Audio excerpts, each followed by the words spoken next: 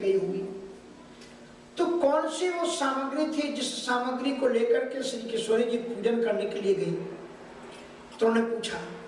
गोस्वामी तुलसीदास जी कहते हैं कि गोस्वामी श्री जानकी जी, मिथिलेश नंदिनी श्री जानकी जी क्या क्या सामग्री लेकर के गई ये तो मैंने नहीं देखा, लेकिन जिस सामग्री के बिना पूजन नहीं हो सकता वो सामग्री बड़ी मात्रा में थी।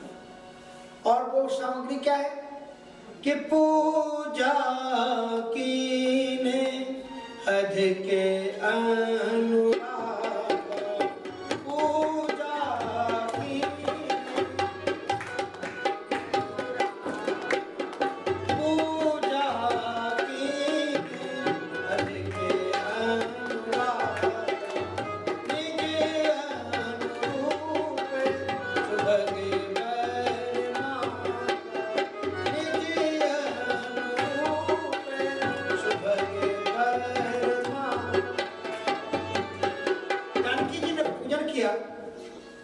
तो सबसे ज्यादा वस्तु क्या है? का पूजा कीने अधिक अनुरागा। सबसे ज्यादा क्या है? अनुराग। क्योंकि मिलहि न रघुपति बिनु अनुरागा, किए कोटि जप जोगे विरागा। कितने भी आप तपस्या कर ले, कितने भी बड़े आप योगी हो जाएं, कितने भी बड़े आप ज्ञानी हो जाएं, लेकिन जब तक अनुराग नहीं है तब तक परमात्मा की प्राप्ति होती नहीं है। हनुमान जी महाराज बड़े ज्ञानी बनकर के राम जी के पास गए और राम जी से पूछते कि आप कौन हैं?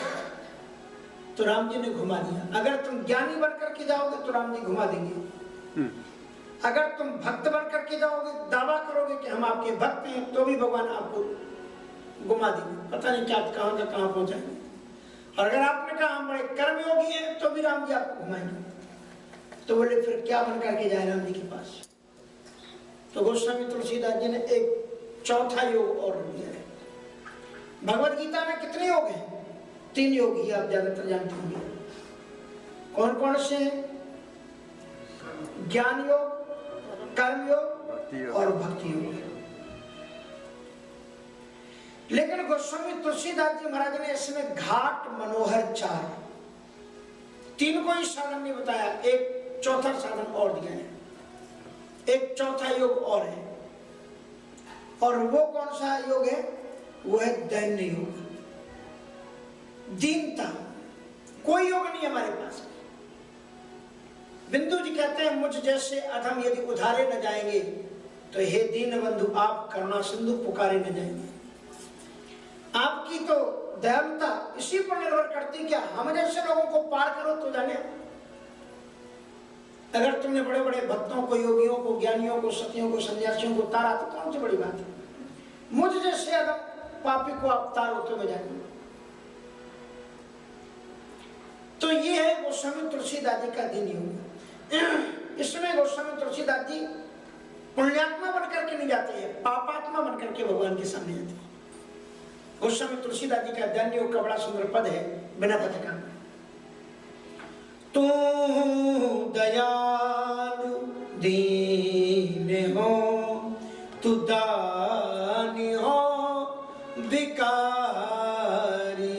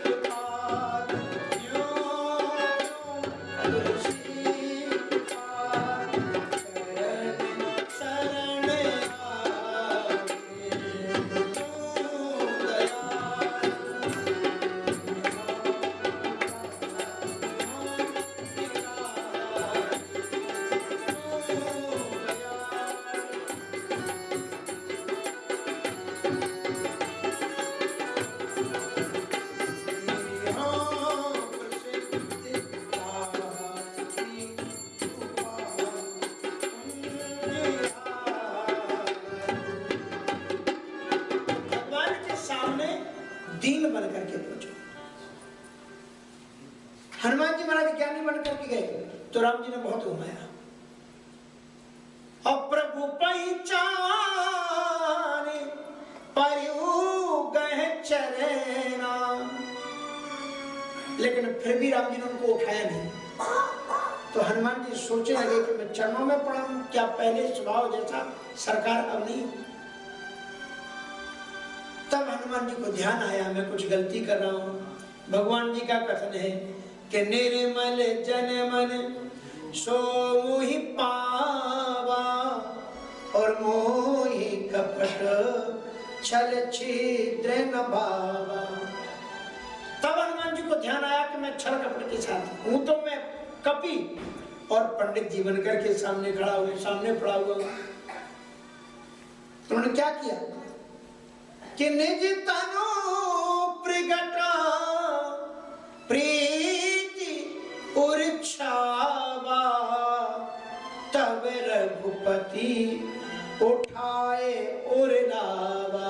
क्योंकि मिलहि न रघुपति बिनु अनुरागा, तो पूजा कीन्हे अधिक अनुरागा और निज अनुरूप सुभग वर मांगा।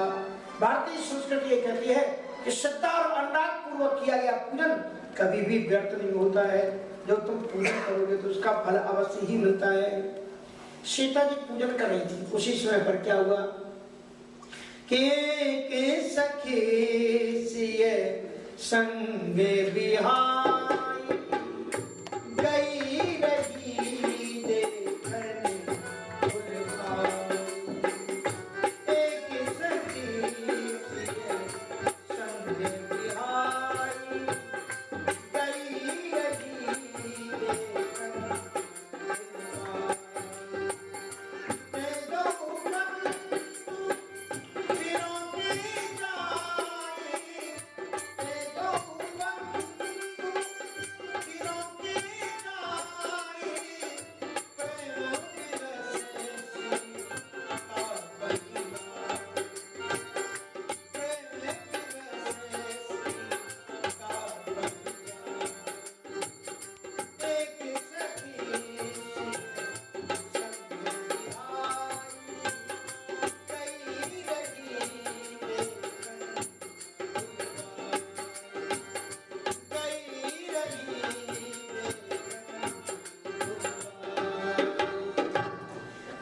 सीता जी पूजन करने के लिए आई, उनके साथ में 8 सखियां आई।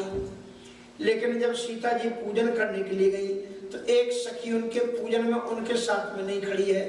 बोलो आप ऐसी सखी को क्या कहेंगे कि घर से तो आई है पूजा के लिए, और जब सीता जी मंदिर में जाकर के अर्चन बंदन पूजन कर रही है तो वो पूजन में खड़ी ही नहीं है।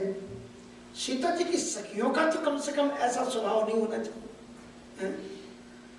कोई आप किसी के साथ में कहो चलो मंदिर चलते हैं, और मंदिर में जिसके साथ में आया वो तो मंदिर में चला जाए, तुम मार्केट घूमने चले जाओ, इसका मतलब तुम्हारी भगवान में श्रद्धा नहीं।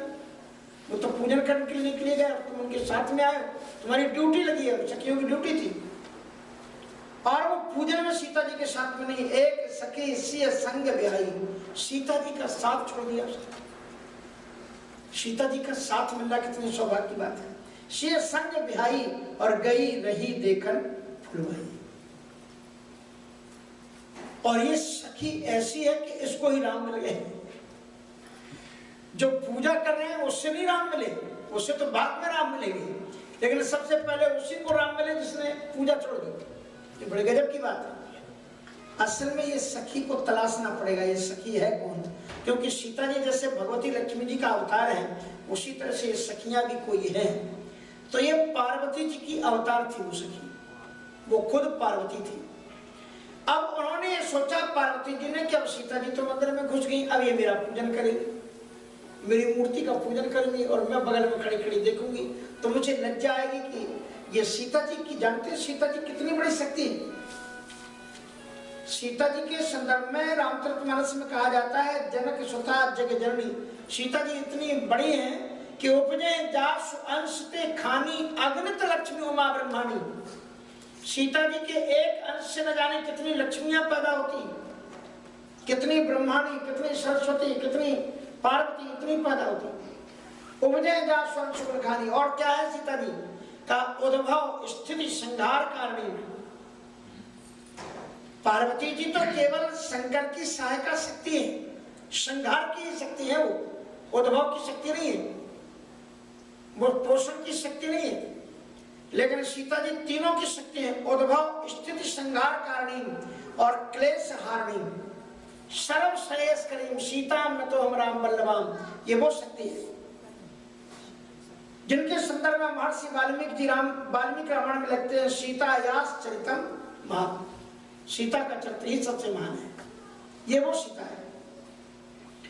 तो वो जगत जननी